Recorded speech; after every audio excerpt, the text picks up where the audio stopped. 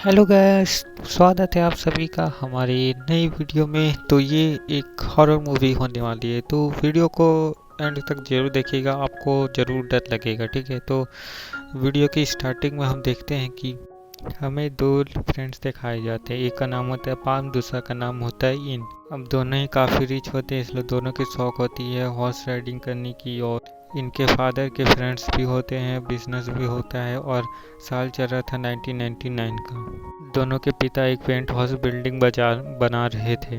Building का काम पूरा हो ही गया था, बस थोड़ी सी ईंटें बची हुई थी। बिल्डिंग खड़ी हो गई होती है, बस अंदर का काम बाकी था। पाम और इन भी यहाँ पे आते हैं और अपने हैंड को ड्रॉ करते हैं फ्रेंडशिप की निशानी के लिए। और ये लोग और इनके पेरेंट्स से बिल्डिंग में एक स्पेशल पार्ट भी रखे हुए होते जहाँ पे ये लोग दोनों एक साथ में रहेंगे। पिंकी प्रॉमिस करती है यहाँ पे ऐसा। अब नीचे आते ही इनके ये लोग देखते हैं कि इनके पिता बहुत ही टेंशन में होते हैं। कंट्री में फाइनेंशियल प्रॉब्लम बहुत ही ज़्यादा आ जाती है, पैसे की कमी होने लगती है, बिजनेस बंद होने लगते हैं और पैसा बिल्कुल ख़त्म होने लगता है। और पैसा ना होने की वजह से पेंट का जो काम रहता है उसे रोक देते हैं और दोनों का फादर का पैसा हो जाता है ख़त्म और ये लोग हो जाते हैं बैंकरप्ट। अब इनका जो पिता होते हैं ना, वो इन सब का गुस्सा इन दोनों को मारपीट करके निकालते हैं। और अब इसे एक एप्पल दे करके इससे कहती है कि मेरे पिता अब जान देने वाले थे, मगर मेरी मॉम ने गन छुपा दी और मुझे लगता है कि मेरी मॉम अब उस गन से खुद को मार लेगी। और बैंक ने हमें बेघर कर दिया, घर वो सब कुछ ले लिया, तो अब हम लोग कहीं दूर रहने के लिए कहीं पे जा रहे, जहाँ पे जगह मिलेगी वहाँ पे रहने के लिए चले जाएंगे। पाम अपनी ट्यूशन फी देती है और कहती है कि इसे प्लेजर खरीद लेना, जिससे कि हम लोग दोनों बातें करेंगे। पाम अब घर में उसके फादर बता देते हैं कि हमें लगता है कि ब्रोकर की नौकरी मिल गई है और हम लोग अब वापस से अमीर हो जाएंगे।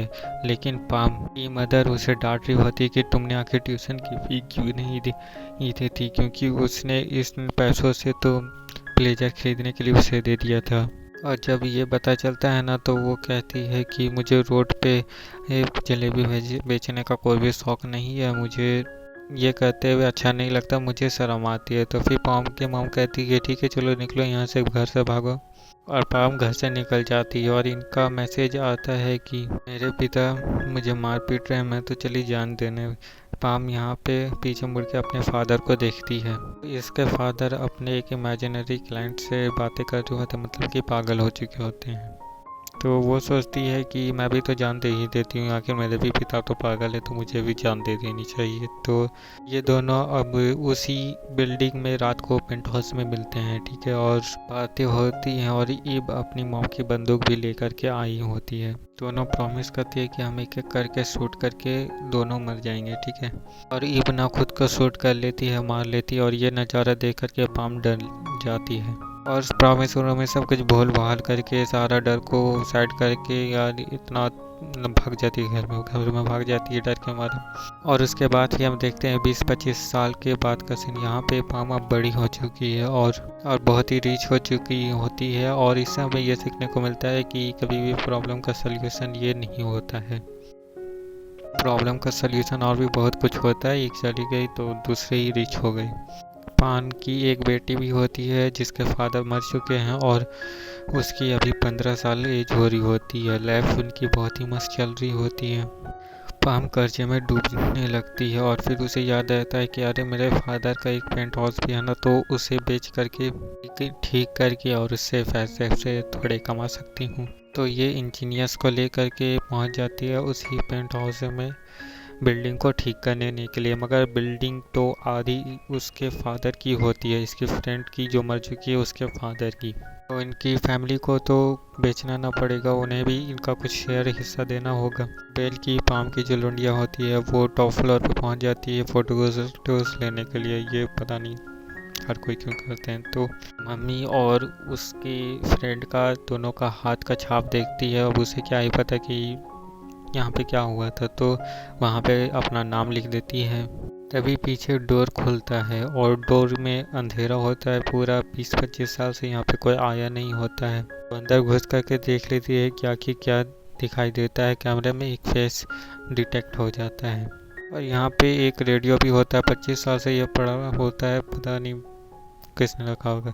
और ये उसे उठा करके घर ले आती है और मैसेज पढ़ती है, तो वहाँ पे एक सुसाइड के मैसेज हो जाते हैं कि और तो भाई मरने उड़ने वाले हैं, तो ऐसा कुछ मैसेज होता है। और यहाँ पे इसे पढ़ने के बाद उसे समझ में आता है, तो ये नहीं समझ में आता कि आखिर किसने लिखे हैं। तो क्रीपी होता है, तो ये इसे कूड़ेदान में फेंक देती है जा करके। और रात होते ही घर में खेला शुरू, भाई सामान इधर से उधर होने लगता है, हवाएं उड़ने लगती है, पर्दा टूट जाता है, अंडे बॉईल हो रहे हैं और किचन से एक हाथ आता है जो कि इसे डराने की बहुत ही कोशिश करता है और डराने लगता है पाम को, और पाम को उठा लेती है बंदूक और इसे लगता है कि कोई चोर अंदर घुस गया है। अब पुलिस आती है और घर में किसी भी चोर के होने का पता नहीं चलता है और घर की दीवार में वही वाला हैंड ड्रॉ होता है। जब सीसीटीवी देखा जाता है तो बेल ने ये ड्रॉ किया होता है और जब बेल से पूछा जाता है तो वह कहती है कि नहीं, मैंने तो ऐसा कुछ भी ड्रॉ किया ही नहीं है। तो ये उसे लेकर के मेंटल हॉस्पिटल पहुंच जाती है और वहाँ पे डॉक्टर इसे कहता है कि डॉक्टर इस पैसे कमाने के लिए इसे कह देता है कि हाँ, इसे नींद दूध में चलने उड़ने की बीमारी लग चुकी है। लेकिन पता नहीं ये डॉक्टर आखिर कौन से मेडिकल कॉलेज से डिग्री लिया था, इसे समझ में ही नहीं आता कि नींद में कोई चल सकता है लेकिन इतना परफेक्ट तरीके से ड्राइंग नहीं बना सकता है, वो भी अपने एक हाथ को लेकर दूसरे हाथ में आंखें बंद करते हुए। अपना सीसीटीवी कैमरा मांगती है और अपनी बेटी को इलाज करवाने के लिए रात में लेकर के आना, ऐसा डॉक्टर बोलते हैं।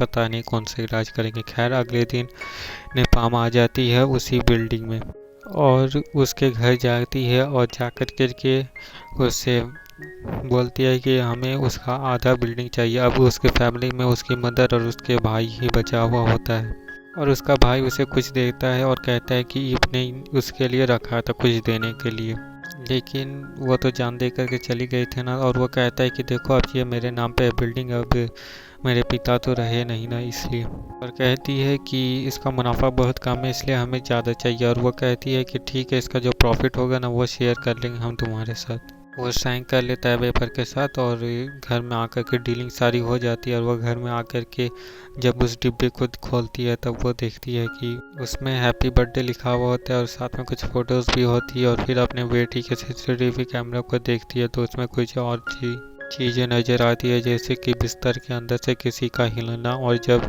दो लोगों को वहाँ पे हिलते हुए देखती है तब वो जा कर के देखती है लेकिन ब्लैंकेट में कोई भी नहीं होता है। इसकी बेटी तो असल में इसकी बेटी उठती है, ऑरेंज जूस बनाती है और टेबल में रख करके वापस वहाँ से चली जाती है। हद तो तब पार हो जाती है जब उस जूस को कोई उठा के पी जाता है। भाई सब पांग को कुछ समझ में नहीं आ रहा होता है कि आखिर उसके साथ हो क्या रहा है।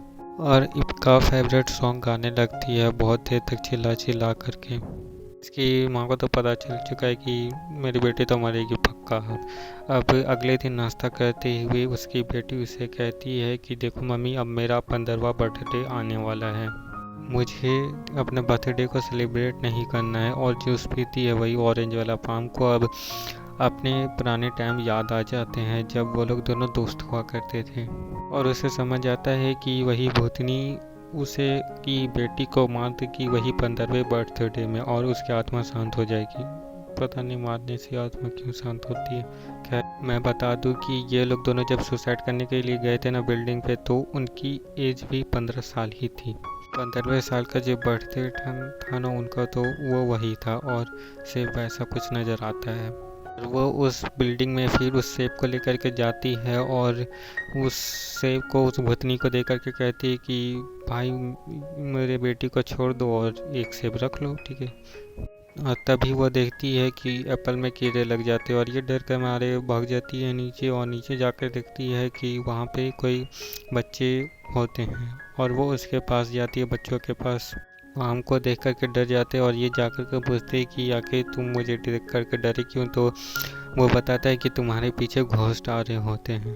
और वो उससे पूछती है कि आखिर कैसे दिख रहे थे भूत, बता बता बता।